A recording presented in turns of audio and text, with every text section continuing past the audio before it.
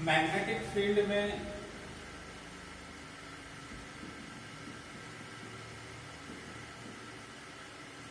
हमने current current circular wire की वजह से मैग्नेटिक फील्ड पढ़ लिया था और स्ट्रेट वायर की वजह से, और दोनों को जो फॉर्मूले थे स्ट्रेट वायर की वजह से मैंने आपको बताया था। ये पॉइंट यहां पर अगर इसमें करंट आई इस डायरेक्शन में और इससे यहां की परपेंडिकुलर डिस्टेंस अगर ये d है,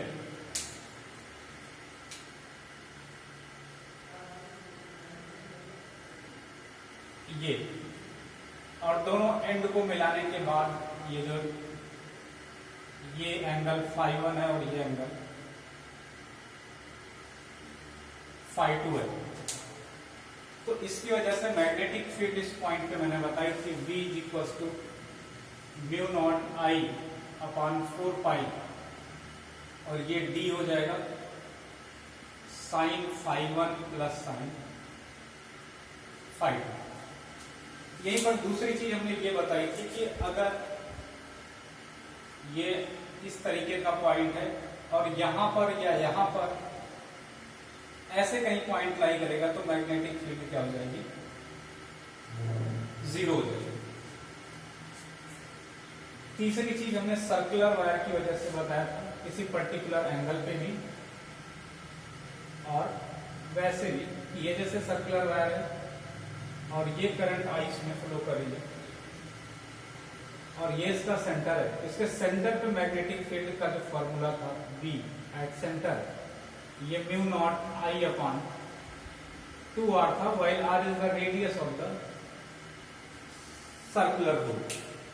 तो ये मैंने पढ़ाया था आपको, हाफ वायर के लिए भी पढ़ाया था। B जो होगा सेमी सर्कल है और ये इसकी रेडियस r है और ये इसमें करंट I है, तो सेंटर पे इसके जो होगा μ0I अपॉन ये इसका आधा होगा, मतलब ये 4r होगा। इसकी डायरेक्शन ऐसे होता, स्ट्रेट इधर ऊपर की तरफ होता तो ये डायरेक्शन इसकी इनवर्ड होगी। अब ये ऐसा ना होकर के ये इधर की तरफ है, इसकी डायरेक्शन अपवर्ड होगी। ये सब बातें हमने पढ़ी थी। तो इनकी वजह से मैग्नेटिक फील्ड। अब कुछ चीजें इनमें जो इनके कॉम्बिनेशन से पूछ लेता है, जैसा कि लास्ट टाइम पे हमने बताया भी था, एक सेमी इनफाइनाइट वायर के लिए बताया था कि दोनों एंगल sin 90 हो जाएंगे तो 2 हो जाएंगे। अब इसमें सेमी इनफाइनाइट वायर इस टाइप का क्वेश्चन पूछा जाता है आपसे कि एक ऐसा है, ये इंफिनिटी से आ रहा वायर है, इसकी लेंथ बहुत लॉन्ग है, इस साइड इस तरीके से, और ये यहां पर आके एक सर्कुलर आर्क बना रहा है ऐसा, ये इसका सेंटर है, ये, और इसके बाद ये वायर ऐसा हो जाता है।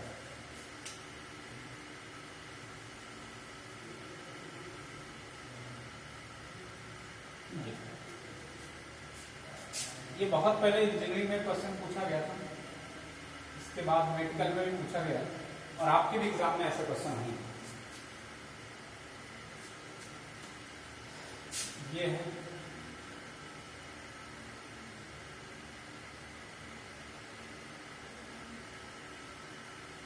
और इसकी अगर रेडियस कैपिटल R है ये, तो आपसे पूछता है कि सेंटर पे फील्ड बताओ, मैग्नेटिक फील्ड बताओ अगर करंट की डायरेक्शन ये है, तो ये होगी तो इसमें ऐसे होगी, इसमें ऐसे होगी और इसमें ऐसे होगी, यहां जगह आई इस तरीके से।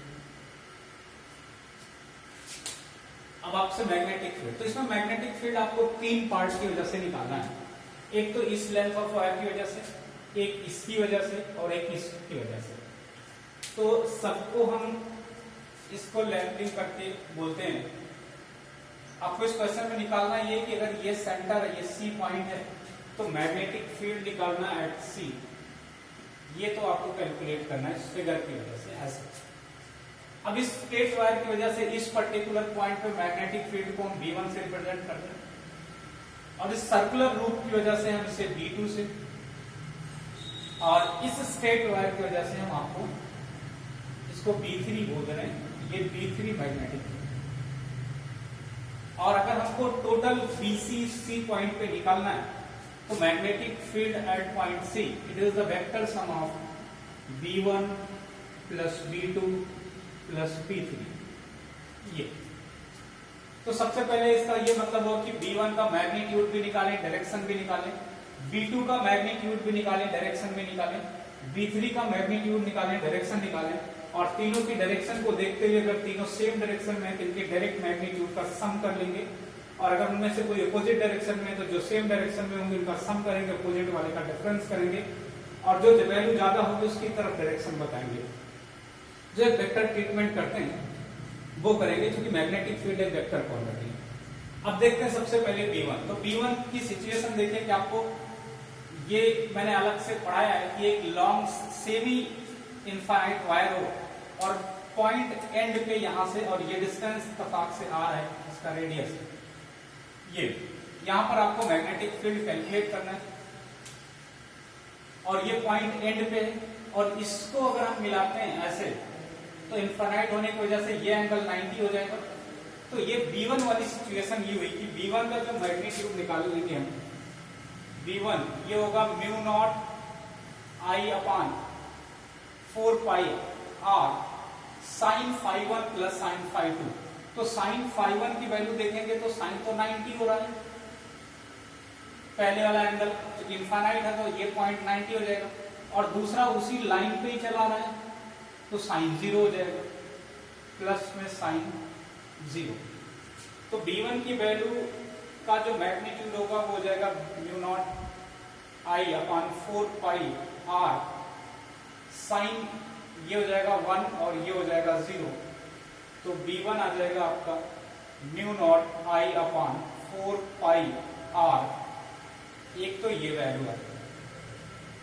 और अगर इसके डायरेक्शन की हम बात करते हैं तो its direction is perpendicular to this plane of board and outward, इस तरीके से, क्योंकि हमने क्या करा, करंट की डायरेक्शन को करंट की डायरेक्शन में थंब इस तरीके से करा, और ये 4 फिंगर के पुश करने की जो डायरेक्शन आ रही है वो ये आ रही है। तो अगर इसका हम डायरेक्शन लें तो ये प्लस का K टाइप हो जाएगा ऐसा, ये B1 की वैल्यू आ जाएगी। बिल्कुल इसी तरीके से अगर हम B2 की बात करें तो B2 इस सर्कुलर लूप की वजह से होगा,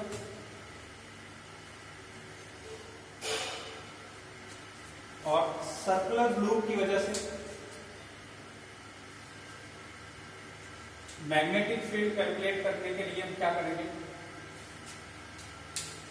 ये एक सेमी सर्कल है, तो सेमी सर्कल के लिए मैग्नेटिक फील्ड यहां पर हम लिख रहे हैं V2 की वैल्यू आएगी mu naught I upon 2R होता है कंप्लीट सर्कल का, हाफ सर्कल का होता है 4R, ये। और कैसे आता है ये मैंने बता रखा है पहले से, किसी पर्टिकुलर एंगल थीटा पर भी बता रखा है, और इसकी भी डायरेक्शन आप देखेंगे तो परपेंडिकुलर टू द प्लेन क्या आएगी, आउटवर्ड आएगी। तो डायरेक्शन के साथ इसको भी हम K कैट लिखेंगे, मतलब इन दोनों की डायरेक्शन अभी तक सेम है, इसकी और इसकी। B3 की और चेक करते हैं कि उसकी डायरेक्शन किधर आ रही है। इसको कैलकुलेट करने के लिए हमने जो फॉर्मूला बताया था उसी से कर रहे हैं। फॉर्मूला ये था mu naught I upon 4 pi R, और यहां पर हमने बताया था पाई अपान 180 इंटू थीटा, और थीटा जो था उस आर्क जिसका हमको करंट फील्ड निकालना था, उस आर्क का अगर सेंटर से एंगल, तो यहां पर देखेंगे कि ये एंगल पूरा 180 है, तो यहां पर अगर ये वैल्यू रखेंगे थीटा की वैल्यू 180, तो ये हो जाएगा B2 में निकाल के दिखा दे रहा हूं mu naught I upon 4 pi R, और यहां पर आप रखेंगे ये इस तरीके से होगा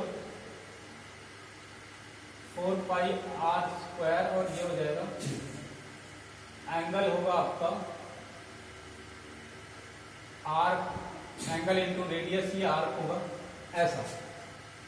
तो आर से आर कैंसिल हो जाता था तो ये आता था ओवरऑल। तो ये आपको ध्यान रखना है। अब ये हो गया थीटा की वैल्यू यहाँ पर ये हो गया पाई अपान 180 इंटू थीटा की वैल्यू हम 180 रखेंगे, तो ये इससे कैंसिल हो जाएगा और पाई से पाई कैंसिल हो जाएगा। तो ये आ जाएगा B2 की value mu not I upon 4R। ये ध्यान रखना है, नहीं तो ये सोचो कि यहाँ पाई कहाँ चला गया फॉर्मूले से। ये पहले भी मैंने बता रखा है, और इसकी डायरेक्शन अगेन के कैप वो बताया अभी। तो और B3 को देखेंगे, ये B3 एक स्ट्रेट वायर है और आप ये देख रहे हैं इनफाइनाइट स्ट्रेट वायर है, लेकिन यहाँ जहां मैग्नेटिक फील्ड निकालनी है वो पॉइंट इसी के जस्ट एंड पे लाई कर रहा है। ऐसे ऐसे में कोई डिस्टेंस नहीं है, इसकी वजह से मैग्नेटिक फील्ड जीरो हो जाएगी। मैंने बताया था इधर कहीं और पर मैग्नेटिक फील्ड की वैल्यू होगी, लेकिन इस वायर के इस एंड या इस एंड पे मैग्नेटिक फील्ड की वैल्यू जीरो होती है। तो इसकी वजह से जो B3 की वैल्यू आएगी वो क्या हो जाएगी, जीरो हो जाएगी। तो सिर्फ और केवल सिर्फ इन्हीं दो वायर की वजह से होगी। तो नेट मैग्नेटिक फील्ड BC जो होगा वो B1 और B2 का वेक्टर सम होगा, क्योंकि B3 क्या हो जाएगा, जीरो हो जाएगा। तो इसको हम देखते हैं कि जो आपका BC होगा ये वेक्टर सम होगा B1 का प्लस B2 का प्लस B3 का, इस तरीके से। और आप देखेंगे कि इसकी वैल्यू आ रही है जीरो, और इसके बीच का जो एंगल है वो है जीरो। तो थीटा अगर जीरो है दो वेक्टर के बीच का और उनका सम करना है, तो उनका वेक्टर सम उनके मैग्नीट्यूड का सम हो जाएगा डायरेक्ट। तो BC का जो मॉड होगा वो हो जाएगा सीधे सीधे B1 प्लस B2, और B1 की वैल्यू यहां से है म्यू नॉट आई अपान में 4 पाई आर, और प्लस में B2 की जो वैल्यू है वो है mu not I upon 4R। ये दोनों सेम डायरेक्शन में और किधर है, के कैप में। तो इसकी भी नेट डायरेक्शन किधर हो जाएगी, के कैप की हो जाएगी। वो वेक्टर फॉर्मेट में भी लिखेंगे। अब इसको सॉल्व करके अगर हम लिखना चाहें तो ये हो जाएगा BC mu not I upon 4R को हम अगर कॉमन ले लेते हैं तो यहाँ 1/पाई बचेगा और प्लस में 1, तो इसको ऐसा भी लिख सकते हैं 1/पाई प्लस 1 या 1 प्लस 1/पाई, एक ही बात होगी।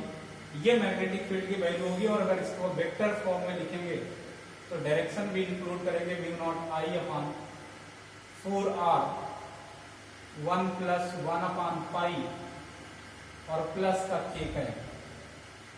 ये इसकी डायरेक्शन के साथ ये वेक्टर होगा, ये ध्यान रखना है। तो ये मैग्नेटिक फील्ड हो जाएगी इस टाइप के वायर के लिए।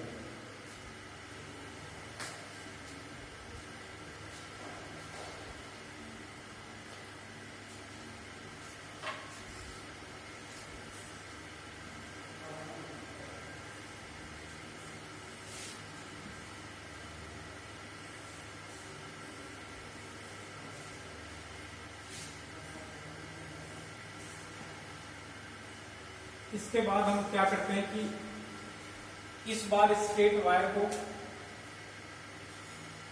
बजाय ऐसे घुमाने के इसको सीधा रखते हैं। ये इस तरीके से ये आ रहा है ऐसे,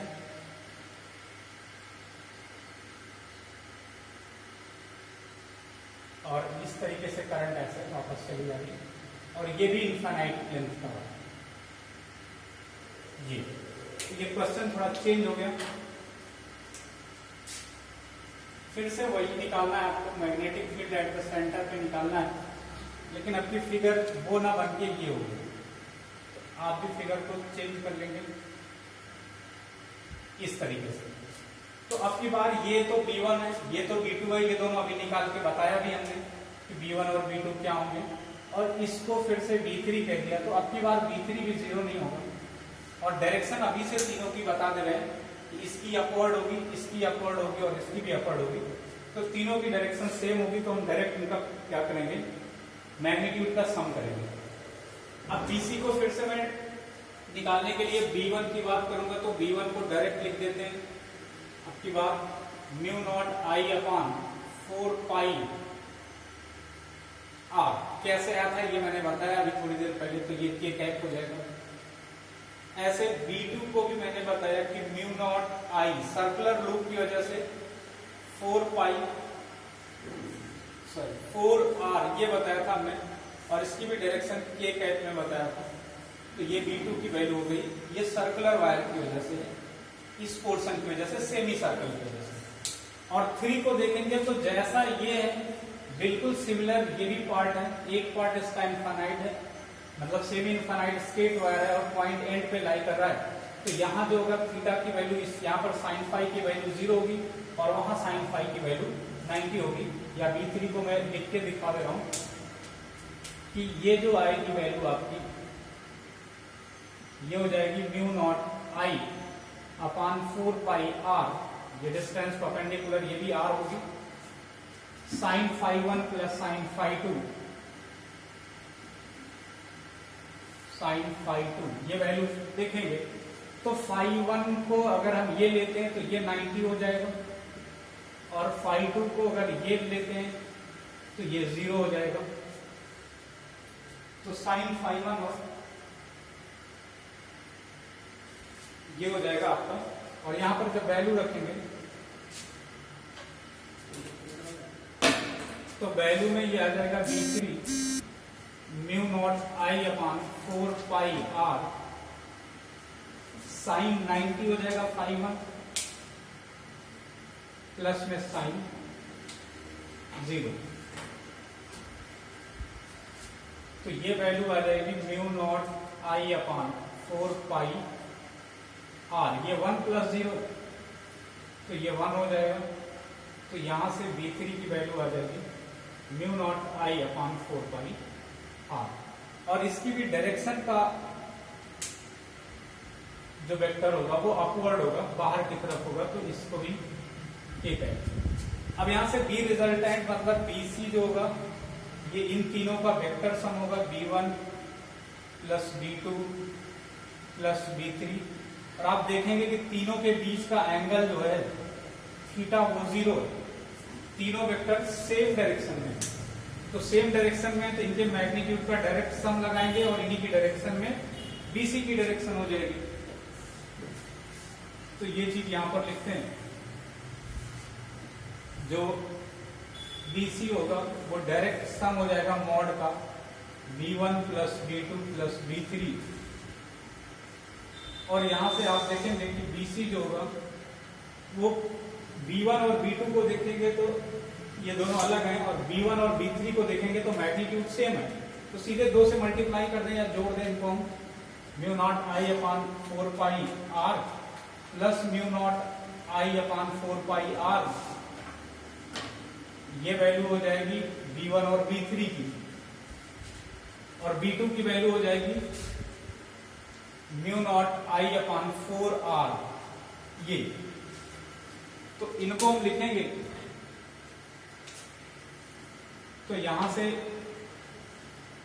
जो BC होगा ये दोनों 2 टाइम्स हो जाएंगे, ये हो गया 2 times mu not I upon 4 pi R, और प्लस में ये mu not I upon 4R ये होगा। अब इस 2 2 जा 4, ये 2 हो गया, तो BC आ जाएगा, या आप इसको ऐसे ही रहने दें, कैंसल ना करें, तो ये हो जाएगा mu not I upon 4R ऊपर 2 रहेगा। और यहां से अगर हम क्या करते हैं, ये BC निकाल रहे हैं तो ये mu not I upon 4R common ले लेते हैं, तो mu not I upon 4R हमने कॉमन ले लिया, तो यहाँ 2 अपान पाई बचेगा, ये 2 अपान पाई यहाँ बचेगा, और प्लस में यहाँ पर 1 बचेगा ये। और अगर इसके डायरेक्शन की बात करते हैं तो BC डायरेक्शन फॉर्मेट में आ जाएगा mu not I upon 4R bracket 2 upon pi plus 1 और ये हो जाएगा K कैप, मतलब perpendicular to the plane outward, ये हो जाएगा पूरा।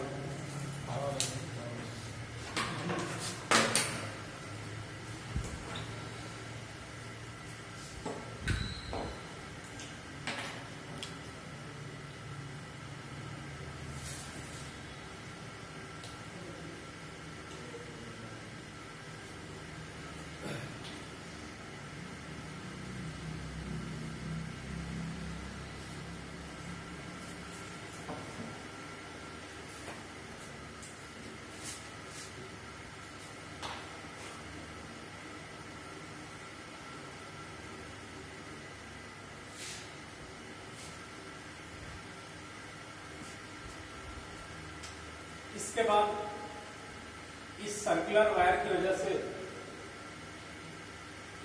जैसे ये है पूरा सर्कल और ये कोई करंट कैरिंग लूप है, तो इसके सेंटर पे पूछा जाता है मैग्नेटिक फील्ड, लेकिन पैटर्न अपनी अलग होता है। जैसे ये है वो हेमी सर्कल थी, सेमी सर्कल थी, कंप्लीट सर्कल है, तो इधर का वायर ऐसे जा रहा है और ये वायर ऐसे आ रहा है, ऐसे। ये यहां पर फोल्ड ले रहा है दोनों इस तरीके से, ये, और ये इधर भी इंफिनिटी तक निकल जाता है। तब लॉन्ग वायर है इस डिस्टेंस से कंपेरिजन, इसे इनफाइनाइट बोल दिया, और इस डिस्टेंस से कंपेरिजन में ये भी काफी बड़ा है, तो दोनों एंड सिमेट्रिकल और काफी बड़े हैं। ये तो ये इधर से आ रहा है और ये ऐसे जा रहा है, ये और ये पॉइंट है आपका, और इसकी radius suppose that capital R है और इसका सेंटर सी है। इसकी डायरेक्शन ऐसे है कि इधर से करंट इस तरीके से आती है और ये फिर इस तरीके से रिटर्न होती है इस वायर की वजह से, ऐसे।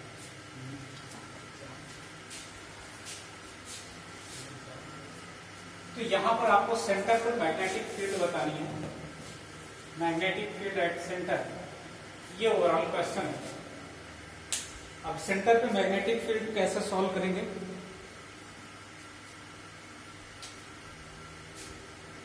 तो सबसे पहले इस वायर की वजह से अभी हमने इस तरीके के क्वेश्चन कराए कि ये वायर स्ट्रेट है, ये सेमी इनफाइनाइट है, और इसके डायरेक्शन की बात करते हैं तो ये अपवर्ड होगा, और ये एक एंगल उसी पॉइंट पे आ रहा है तो 0 होगा, और दूसरा एंगल जो होगा sin phi 2 वो 90 होगा। तो इस स्ट्रेट पार्ट की वजह से हमने मैग्नेटिक फील्ड को B1, इसके बाद यहां से लेकर और यहां तक ये जो पूरा कंप्लीट सर्कल है, इस सर्कुलर लूप की वजह से मैग्नेटिक फील्ड को B2 कह दिया है। ये ड्यू टू सर्कुलर लूप है, और इसकी वजह से हमने जो यहां से वायर फिर इधर की तरफ जा रहा है, इसको हमने B3 कह दिया। ये और तीनों को निकाल के फिर से वही क्या करना है, वेक्टर सम करना है, और तीनों की अगर डायरेक्शन को हम देख लें तो ज्यादा बेहतर समझ में आएगा कि इसकी direction perpendicular to the plane outward, और ये ऐसे सर्कल ले रहा है, इसका भी आउटवर्ड होगा, आप देखेंगे इधर से इधर से इधर से, तो इसका सेंटर में मैग्नेटिक फील्ड क्या होगी, अपवर्ड होगी, और ये फिर वायर ऐसे निकल जा रहा है, तो इसकी वजह से भी मैग्नेटिक फील्ड सेंटर में क्या होगी, आउटवर्ड। मतलब तीनों का वेक्टर सम जो करना है उनके मैग्नीट्यूड का सम हो जाएगा, क्योंकि डायरेक्शन सबकी क्या है, सेम है। तो अब बस इसमें ये करना है कि हम एक एक करके, तो B1 को सबसे पहले निकालते हैं। तो मैग्नेटिक फील्ड B1 जो हो जाएगी वो mu not I upon 4 pi r sine phi 1 plus sine phi 2 करेंगे, तो साइन phi 1 90 है, प्लस में साइन 0 है, तो ये डायरेक्ट हो जाएगा B1 is equal to mu not I upon 4 pi r, और इसकी डायरेक्शन की अगर हम बात करते हैं तो ये अपवर्ड मतलब k कैप हो जाएगा, एक तो ऐसे B1 आ जाएगा, और बिल्कुल सिमिलरली B3 भी ऐसे ही आ जाएगा। B3 की अगर हम बात करते हैं तो B3 भी वही चीज है, सब कुछ सेम कंडीशन है, ये भी सेमी इनफाइनाइट लॉन्ग वायर है, पॉइंट एंड पे एक का 0 तो दूसरे का भी 0, तो इसको भी ऐसे लिख दे रहे हैं mu not I upon 4 pi r sine 90 plus sine 0, तो ये आ जाएगा mu not I upon 4 pi R, और डायरेक्शन के साथ इसको लिखेंगे तो ये भी के कैप हो जाएगा। इसके बाद इस सर्कुलर लूप की वजह से B2 का लिखेंगे तो इसका हो जाएगा mu not I upon 2r। ये मैंने बताया है कि किसी सर्कुलर लूप की वजह से, सर्कल की वजह से, कंप्लीट सर्कल की वजह से जो मैग्नेटिक फील्ड आएगा वो है। तो प्रॉपर डायरेक्शन के साथ mu naught I upon 2r के कैप ये हो जाएगा। अब तीनों सेम डायरेक्शन में है तो नेट जो फील्ड होगी BC, it is the vector sum of B1 plus B2 plus B3, और तीनों के बीच का जो एंगल है वो 0 है, तो ये हो जाएगा B1 plus B2 plus B3, और B1 की अगर हम बात करते हैं तो ये mu not I upon 4 pi R, plus B2 की बात करते हैं तो mu not I upon 2r, और B3 की बात करते हैं तो mu not I upon 4 pi R. तो इन दोनों को डायरेक्ट जोड़ देंगे तो BC हो जाएगा 2 times mu not I upon 4 pi R, plus में mu not I upon 2r। अब ये 2 2 जा 4, तो ये आ जाएगा mu not I upon 2 pi R, plus में mu not I upon 2r, ये हो जाएगा।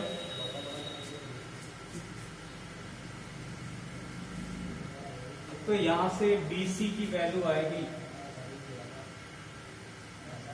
Mu not I upon 2r, common ले लेते हैं तो ये हो जाएगा 1 upon pi plus 1, 1 upon pi plus 1, और डायरेक्शन के साथ लिखेंगे तो ये हो जाएगा mu not I upon 2r, 1 upon pi plus 1 k cap.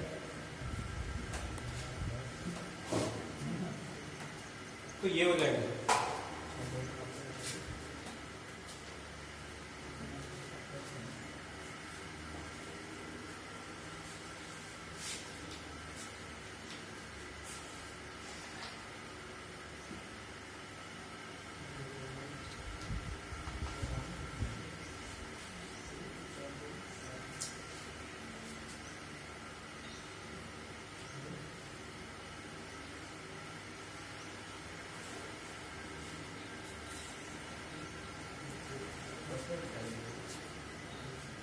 Next,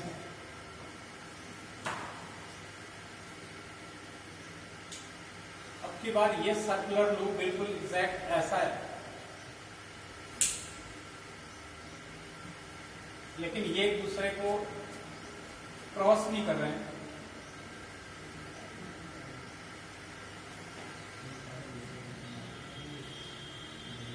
ये सेंटर है,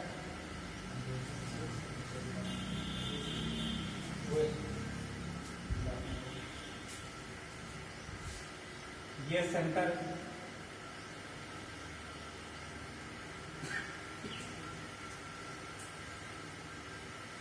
और ये वायर यहां से ऐसे वापस आ रहा है, और ये इस तरीके से।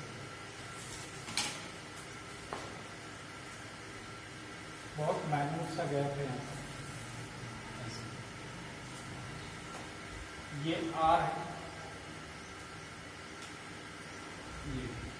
ये भी सेम इनफाइनाइट है, और ये भी सेम इनफाइनाइट लॉन्ग वायर है। अब की बार इसमें करंट आएगी तो ये इस तरीके से आएगी और ऐसे आएगी, और इस तरीके से ऐसे बाहर जाएगी। तो ये करंट इसमें इस तरीके से इंटर कर रही और ऐसे पूरा क्लोज लूप बनाते हुए इस तरीके से एग्जिट कर रही। ये इसका पैटर्न है फ्लो ऑफ करंट का इन वायर्स में। अब इनमें मैग्नेटिक फील्ड सेंटर पे बतानी है, magnetic field at the centre. तो इसमें भी 3 पार्ट में हम डिवाइड करेंगे। सबसे पहले मैग्नेटिक फील्ड कैलकुलेट करेंगे स्ट्रेट वायर की वजह से, इस सर्कुलर लूप की वजह से और इसकी वजह से। तो इस स्ट्रेट वायर की वजह से मैग्नेटिक फील्ड को अगर हम B1 ले लेते हैं, इस सर्कुलर लूप की वजह से अगेन B2, और इसकी वजह से हम क्या करते हैं B3, और तीनों का वेक्टर सम कर देंगे और सेम डायरेक्शन में है अगर तो क्या करेंगे, इनके मॉड का डायरेक्ट सम करेंगे।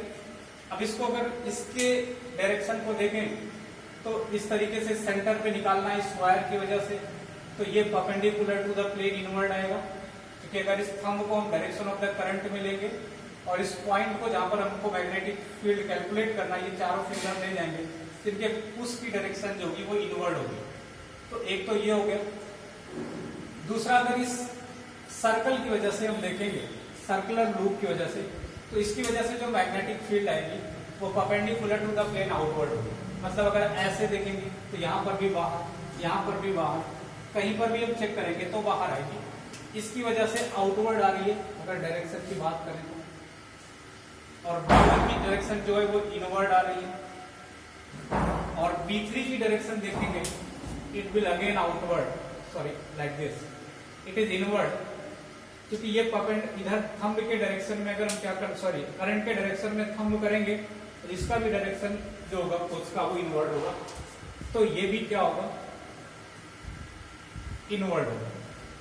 तो ये दोनों इनवर्ड है, ये आउटवर्ड है, इसका मतलब ये दोनों वेक्टर सेम डायरेक्शन में होंगे, इनके बीच का थीटा क्या हो जाएगा 0 हो जाएगा, और इन दोनों की जो डायरेक्शन होगी इसके अपोजिट डायरेक्शन में होंगे, तो इन दोनों के एंगल और इनके बीच का जो एंगल होगा वो 180 का होगा। मतलब अगर हम क्या करें, इन दोनों का सम करें और उसमें से इसको डिफरेंस करें तो ये क्या हो जाएगा, इनका वेक्टर रिजल्टेंट आएगा, और डायरेक्शन में अगर इन दोनों का सम इससे ज्यादा होता है तो डायरेक्शन इन दोनों की तरफ होगी, और पता चला कि इन दोनों के सम से इसका मैग्नीट्यूड ज्यादा है तो डायरेक्शन इसकी तरफ हो जाएगी नेट। अब हम चेक करते हैं, पहले मैग्नीट्यूड निकालते हैं कि B1 कितना आएगा, फिर B2 कितना आएगा, फिर B3 कितना आएगा, और उनको देखते हैं। तो इंडिविजुअल B1 की बात करेंगे तो ये पहले भी हम बता चुके हैं, इससे भी इनफाइनाइट वायर की वजह से जो मैग्नेटिक फील्ड आएगी यहाँ पर वो magnetic field mu naught I upon 4 pi r होगी। ये अभी हम डिस्कस कर चुके हैं, साइन 90 प्लस साइन 0। साइन 90 मैंने बताया इनफाइनाइट वायर है, तो यहाँ से परपेंडिकुलर आप क्या करेंगे, एंगल लेंगे तो 90 आ जाएगा, यहाँ से एंगल लेंगे तो 0 आ जाएगा। तो B1 की जो वैल्यू होगी वो mu not I upon 4 pi r ये आ जाएगी डायरेक्ट, और इसका जो डायरेक्शन आएगा वो माइनस ऑफ k कैप आएगा, मतलब इनवर्ड आएगा। ऐसे अगर हम B2 की बात करते हैं तो B2 हो जाएगा again mu naught I upon 4 pi r। अब इसमें डायरेक्ट लिख दे रहे कि B2 की जो वैल्यू आएगी वो आएगी, और इसके डायरेक्शन की बात करेंगे तो इसका भी माइनस ऑफ k कैप होगा, ये दोनों सेम डायरेक्शन में आएंगे। और यहां से अगर हम B2 की बात, ये B3 होगा, इस स्ट्रेट वायर की वजह से बात करें, और इसकी वजह से अगर हम चेक कर पाते हैं तो B2 जो सर्कुलर वायर है उसकी वजह से होता है mu naught I upon 2r, और यहां से देखेंगे तो ये आउटवर्ड है, तो आउटवर्ड होने का मतलब ये है कि इसमें प्लस का k कैप होगा, ये B2 होगा।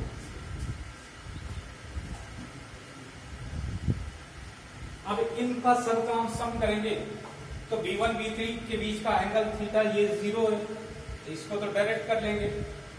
इनकी वजह से जो मैग्नेटिक फील्ड आएगी वो हो जाएगी mu not I upon 4 pi r plus mu naught I upon 4 pi r, और इन दोनों का सम करेंगे तो ये आ जाएगा mu not I upon 2 pi r, ये आ जाएगा, और इनकी जो डायरेक्शन होगी वो सेम डायरेक्शन में माइनस k कैप में होगी, ये ऐसी, और इसकी जो डायरेक्शन होगी वो प्लस k कैप में होगी B2, तो इसकी वैल्यू जो आएगी mu naught I upon 2r। तो इन दोनों के साथ इसका अगर हम सम करते हैं तो BC क्या हो जाएगा, वो ये वैल्यू और प्लस में ये वैल्यू, मतलब mu naught I upon 2 pi r, और प्लस का मतलब ये होगा कि ये 180 में एंगल में है तो a माइनस बी होगा, ज्यादा में से कम घटाएंगे और ज्यादा की तरफ की डायरेक्शन लेंगे तो mu not I upon 2r ज्यादा है other than the mu not I upon 2 pi R. तो mu not I upon 2r पहले ले लेंगे, माइनस में mu not I upon 2 pi R करेंगे ये, और इसको करने के बाद डायरेक्शन इसकी वाली लेंगे जिसका मैग्नीट्यूड ज्यादा होगा। तो इसका मैग्नीट्यूड ज्यादा है इस वाले का, तो यहाँ डायरेक्शन हम आगे भी बताएंगे कि के कैप लेंगे। अब जैसे BC को और सॉल्व करेंगे तो mu not I upon 2r common ले लिया, ये हो जाएगा 1 माइनस 1 अपॉन पाई ये, और अगर इसको वेक्टर फॉर्मेट में लिखेंगे तो mu not I upon 2r 1 minus 1 upon pi into positive का के कैप, ये हो जाएगा। तो इस तरीके से हम कैलकुलेट कर सकते हैं मैग्नेटिक फील्ड। तो इसके फिगर में बहुत माइन्यूट सा डिफरेंस है पहले वाले में उसमें, और रिजल्ट बदल जाता है। एक में ये 1 प्लस 1 अपॉन पाई आता है, एक में 1 माइनस 1 अपॉन पाई, और डायरेक्शन भी चेंज होती है।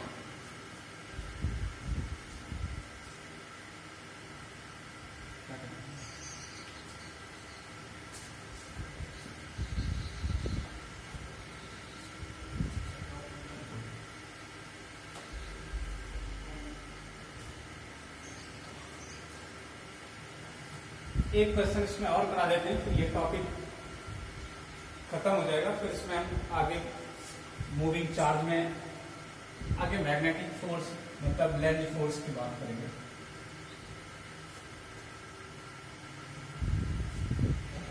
जैसे कोई स्क्वायर वायर, इसकी वजह से बता दिया था हमने, जैसे कोई इक्विलैटरल ट्रायंगल है, ये इसकी लेंथ फाइनाइट है और इसके सेंटर पे आपसे मैग्नेटिक फील्ड पूछेगा, और अगर इसमें करंट आई ऐसे आ रही है तो ये सर्कुलर लूप बना दें लाइक दिस, और यहाँ पर ये सेंटर है इसका, तो ये magnetic field at the centre, ये बताना इस क्वेश्चन में। और इनके इक्विलैटरल ट्रायंगल है तो सबके साइड लेंथ क्या हो जाएंगे, एक, इसका भी ए हो जाएगा, इसकी भी ए हो जाएगा, और ये एंगल जो थीटा है ये सब में 60 डिग्री होगा, इक्विलैटरल ट्रायंगल होंगे। अब इनके सेंटर पे मैग्नेटिक फील्ड कैलकुलेट करना है, तो इसकी वजह से मैग्नेटिक फील्ड क्या होगी, इनवर्ड होगी, इसकी वजह से भी इनवर्ड होगी, इनकी वजह से भी इनवर्ड होगी। मतलब इनका जो मैग्नेटिक फील्ड आएगा तीनों का इनवर्ड आएगा। तो तीनों का इनवर्ड आएगा तो हम क्या करें, बस तीनों की वैल्यू निकाल करके क्या करते हैं, एडअप करते हैं, डायरेक्ट सम करते हैं इनके मैग्नीट्यूड का, और डायरेक्शन को इनवर्ड लिखते हैं, हो जाएगा। अब इसमें क्या करना है हमको कि ये पॉइंट डी है, यहां से ये सेंटर है, और ये परपेंडिकुलर डिस्टेंस हमने यहाँ पर ड्रॉ करा, और यहां से इस पॉइंट को मिला दिया, और यहां से इस पॉइंट को मिला दिया। अब देखेंगे कि एक वायर की वजह से जो आएगा वही पूरी सिमेट्री बनेगी दूसरे वायर की वजह से, क्योंकि इक्विलैटरल ट्रायंगल है, तो यहाँ पर भी ये एंगल सेम होगा, ये एंगल सेम होगा, ये वाली डिस्टेंस सेम होगी जो यहाँ होगी, और वैसे सिमिलरली इधर भी होगा, ये एंगल सेम होगा, ये एंगल सेम होगा, और ये डिस्टेंस हुई होगी। इसका मतलब एक तरफ की वायर की वजह से अगर हम निकाल लेते हैं तो रेस्ट हम 3 से मल्टीप्लाई कर देंगे तो पूरे का आ जाएगा, और सबकी डायरेक्शन सेम है, तो सेम डायरेक्शन के लिए क्या करना है, केवल उसकी डायरेक्शन लगा देनी जिधर आएगा, तो नेट वेक्टर सम भी हो जाएगा उनका, मतलब मैग्नेटिक फील्ड आ जाएगी। तो हम केवल इसी एक वायर की वजह से निकाल के आपको दिखा रहे हैं, बाकी का बिल्कुल ऐसे ही होगा, तो उनको हम डायरेक्ट सम कर देंगे। अब यहाँ पर निकालने के लिए हमको दो चीजें आनी चाहिए, एक तो साइन φ1 और साइन φ2, मतलब ये एंगल को φ1 मैंने कह दिया, ये एंगल φ2 है, सॉरी परपेंडिकुलर जिस पॉइंट पे निकालना होता था ये दोनों एंगल होते थे, तो ये φ1 है और ये φ2 है, और ये डिस्टेंस मालूम होनी चाहिए, तो बाकी चीजें हम कर लेंगे। अब हमको ये पता है कि ये इक्विलैटरल ट्रायंगल है, ये इसका सेंटर है, और सेंटर में क्या होता है कि अगर इस पॉइंट से इसकी डिस्टेंस हमको कैलकुलेट करनी है, और वर्टेक्स से या कॉर्नर से हम सेंटर को मिलाते हैं, तो ये जो लाइन होती है, ये line it is the angle bisector, ये एंगल बाइसेक्टर होती है, मतलब ये इन दोनों एंगल को बराबर इक्वल पार्ट में डिवाइड करती हुई जाएगी। ये टोटल एंगल अगर 60 का है तो ये भी 30 होगा, और ये भी 30 होगा। अब ये मिड पॉइंट है इस इक्विलैटरल ट्रायंगल का, और इस मिड पॉइंट से अगर इस किसी भी साइड पे आप इसको परपेंडिकुलर ड्रॉप करेंगे, यहाँ से भी 90, यहाँ से 90 परपेंडिकुलर ड्रॉप हो रहा है, तो ये जो लाइन होगी it is the length by sector of this side A. तो इधर का पार्ट जो होगा वो a/2 होगा और बचा हुआ ये भी पार्ट जो होगा वो a/2 होगा। तो हमको यहाँ से ये डिस्टेंस निकालनी है, तो हमको ये साइड निकालनी है, ये हमको लेंथ मालूम है a/2 और ये एंगल 30 मालूम है, तो हम ये लेंथ निकाल सकते हैं। मान लेते हैं कि ये लेंथ क्या है, x है, तो यहां से ये लेंथ x है, तो ये वैल्यू हम क्या करेंगे, इसके फॉर्मेट में निकालेंगे, इन दोनों के फॉर्मेट में। तो ये परपेंडिकुलर अपान में बेस x अपान a/2 करेंगे, तो ये tan का फॉर्मेट आ जाएगा, tan थीटा, और tan 30 आ जाएगा। फिर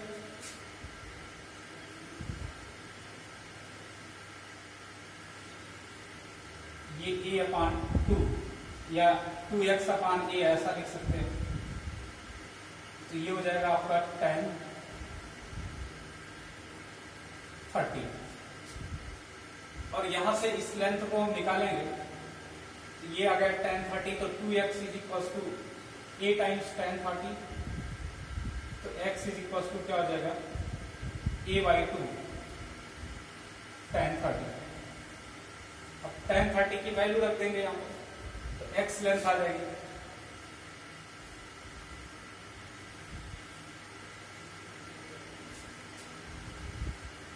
और tan 30 हो जाएगा आपका 1/√3, तो ये हो जाएगा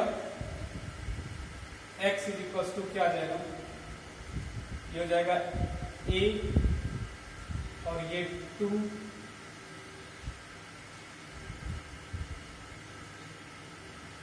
और ये 1/√3 का मतलब ये है।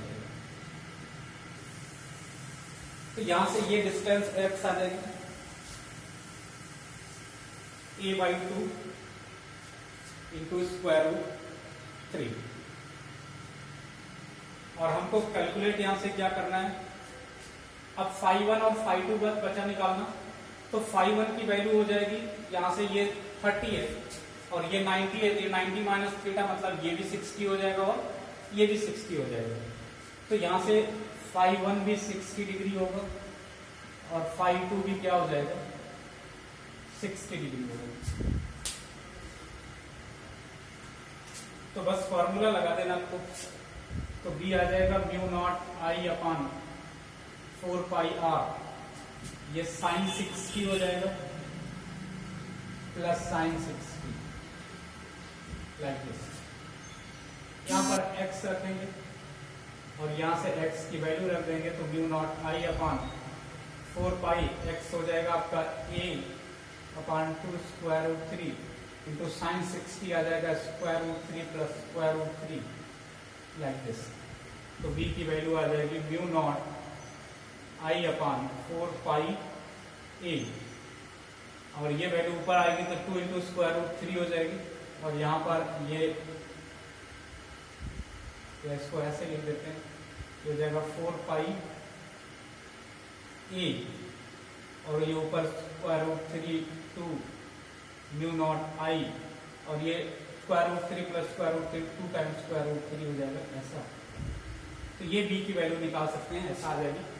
बाकी कैलकुलेट करके पूरा लिख सकते हैं, और 3 की वजह से 3 वायर को तीनों को मल्टीप्लाई कर देंगे, तो BC जो हो जाएगा वो 3 टाइम्स हो जाएगा this value, 2 into √3 upon 4 pi a μ0 I 2 into √3, और डायरेक्शन इसकी जो आ जाएगी वो perpendicular to the plane, inward मतलब ठीक है। तो ये आप निकाल सकते हैं मैग्नेटिक फील्ड।